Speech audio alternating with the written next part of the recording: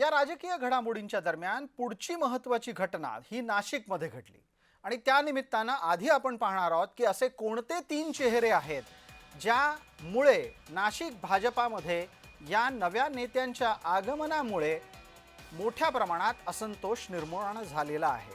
पहिल्या चित्रामध्ये तुम्हाला एक व्यक्ती पक्षप्रवेश होताना दिसते। ते विनायक पांडे आहेत। ते आपल्या मुलीला घेऊन पक्षप्रवेशासाठी आलेले आहेत। दुसऱ्या चित्रात तुम्हाला शाहू खैरे दिसतात आणि त्याचबरोबर त्यांच्या बाजूला असलेला एक माणूस आपल्याला दिसतोय, तोही थोड्या वेळात आपल्या समोर स्पष्टपणे येईल। ते आहेत यतीन वाघ। यतीन वाघ हे नाशिकचे मनसेचे पहिले महापौर होते। त्यांनी नंतर राज ठाकरेंना रामराम करून शिवसेना पक्षात जाणं पसंत केलं। आता ते तिथूनही बाहेर पडून भाजपात आले। शाहू खैरे वर्षानुवर्ष काँग्रेसमध्ये होते, काँग्रेसचे नगरसेवक म्हणून निवडून येत होते। ते आता तिथून उठून भाजपात आलेले। तर पहिल्या चित्रात जी महिला आपल्याला दिसतेय ती विनायक पांडेंची नातेवाईक आहे। विनायक पांडे हे शिवसेनेच्या कडून नाशिकचे महापौर राहिलेले आहेत। हे विनायक पांडे आता भाजपात आले आणि यामुळे परिस्थिती बदलली आहे ती नाशिकच्या प्रभाग क्रमांक 13 ची। प्रभाग क्रमांक 13 हा देवयानी फरांदे यांच्या विधानसभा क्षेत्रातला एक अत्यंत महत्त्वाचा महापालिका मतदारसंघ आहे। देवयानी फरांदे यांच्या शिवाय आणि यांच्या इच्छेविरुद्ध जी तीन माणसं नाशिक भाजपामध्ये आली त्यामुळे स्वाभाविकरित्या त्या नाराज आहेत। त्यांनी थेट भूमिका घेतली आहे, नाशिकामध्ये निष्ठावंतांवर अन्याय होतोय। देवयानी फरांदे यांनी ही घेतलेली भूमिका ही एक प्रकारे नाशिक भाजपातलं बंडच समजायला हवं। त्यांनी खुलेआम गिरीश महाजन ज्या पद्धतीनं नाशिकमध्ये कारवाया करतायत त्या विरोधात आपला राग व्यक्त केलाय। मला फार काही बोलायचं नाही असं म्हणत त्या बरंच काही बोलून गेलेल्या आहेत, हे विसरता येणार नाही।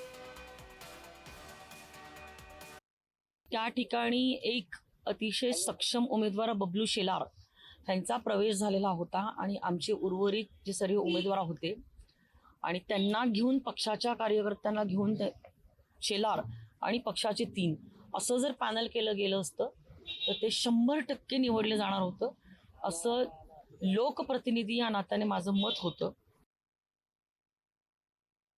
ते वर्षानुवर्ष कार्यकर्ते काम करतात आणि जर निवडून येण्याचे संकेत आपल्याला दिसत आहेत तसं लोकप्रतिनिधी म्हणून मला वाटत होतं की ह्या ठिकाणी बाहेरून आलेला 1 आणि त्याच्याबरोबर 3 दिले तर निश्चित स्वरूपामध्ये पक्ष विजयी होईल, ह्याच्यासाठी मी आजची भूमिका मांडलेली होती।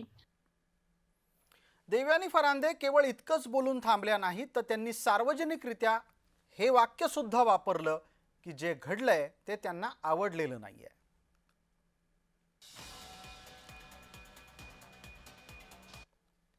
सर्वांनीच नेते व्हायचं आणि प्रत्येकाने आपलं आपलं बघायचं, मग पक्षाच्या निष्ठावंत पदाधिकारी आणि कार्यकर्त्याला कोणी पाठबळ द्यायचं। त्यामुळे मी फक्त सकाळी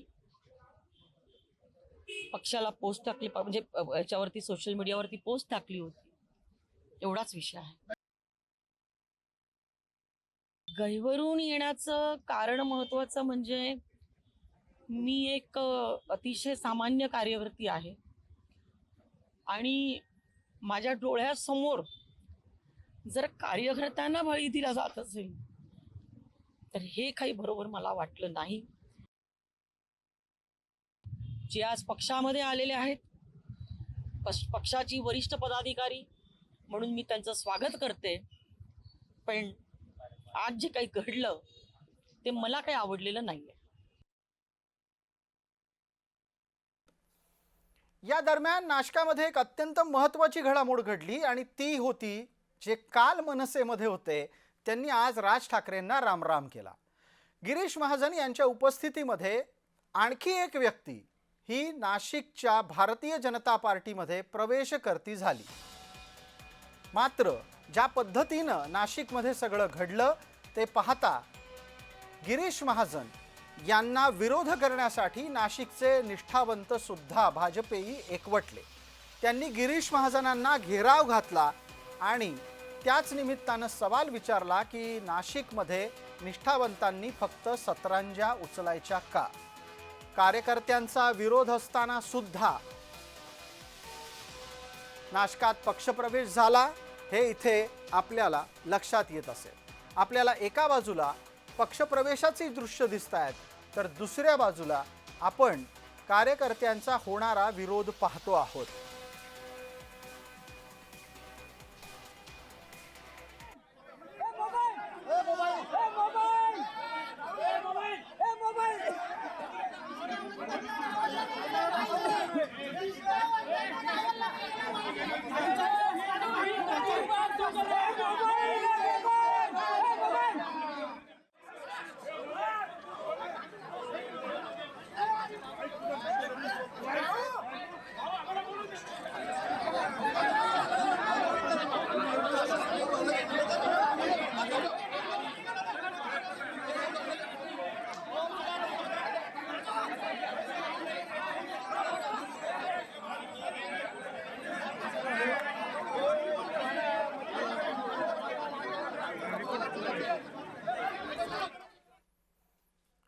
थोड्या वेळापूर्वी मी दिनकर पाटलांचा उल्लेख नाशिकच्या पक्षप्रवेशाच्या निमित्तानं केला होता. त्यातला तपशील हा फार रंजक आहे. काल दिनकर पाटील राज ठाकरे जिंदाबाद म्हणत होते, आज दिनकर पाटील देवेंद्र फडणवीस जिंदाबाद म्हणतात.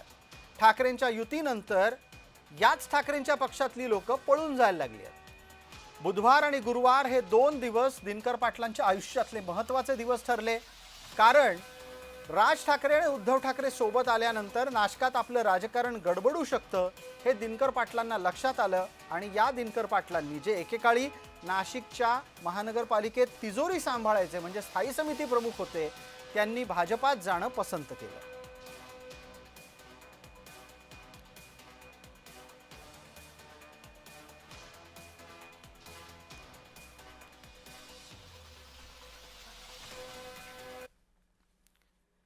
दिनकर पाटलांची वक्तव्य पाहणं तुमच्यासाठी पण मनोरंजन असणार आहे. आणि म्हणूनच बुधवारी दिनकर पाटील काय बोलत होते ते आधी ऐका, मग तुम्हाला गुरुवारी दिनकर पाटील काय बोलले ते ऐकायला मिळेल. महाराष्ट्र देश हुकुमशाहीकडे चालला होता. लोकशाही जिवंत ठेवण्यासाठी हे दोन्ही बंधू राजसाहेब उद्धव साहेब एकत्र येणं फार गरजेचं होतं. आणि आज दोघं बंधू एकत्र येण्याची अख्खा महाराष्ट्र वाट बघत होता. आणि नाशिक महापालिका असो, मुंबई असो, ठाणे असो, पुणे असो, या ठिकाणी दोन्ही भावांची सत्ता येणार ही काळ्या दगडावरची रेघ आहे. आपल्याला जर सर्वांगीण विकास करायचा असेल राज्यात, केंद्रात भारतीय जनता पार्टीची सत्ता आहे आणि आपण सुद्धा भारतीय जनता पार्टीत गेलं पाहिजे. आणि सगळ्या जनतेला जी अपेक्षा विकासाची ती झाली पाहिजे. त्या दृष्टिकोनातून अमोल पाटील, लता पाटील, रवींद्र धिवरे, संगीता गोटेकर, भारती धिवरे आम्ही सर्वांनी भारतीय जनता पार्टीत गिरीश भाऊंच्या माध्यमातून या ठिकाणी आज प्रवेश केलेला आहे. नाशकातला हा सगळा प्रकार हा गिरीश महाजन यांच्या कार्यपद्धतीच्या विरोधातल्या नाराजीच्या निमित्तानं आहे. या निमित्तानं जेव्हा गिरीश महाजनांना प्रश्न विचारले गेले तेव्हा त्यांची उत्तरं तयार होती.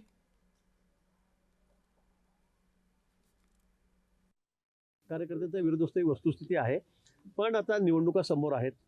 सगळ्या निवडणुकीचं गणित लक्षात घेऊन, सगळं निवडून द्यायचं गणित लक्षात घेऊन अनेक ठिकाणी मी पक्षामध्ये विरोधी पक्षांच्या अनेक प्रमुख पदाधिकाऱ्यांना या ठिकाणी घेतो आहे.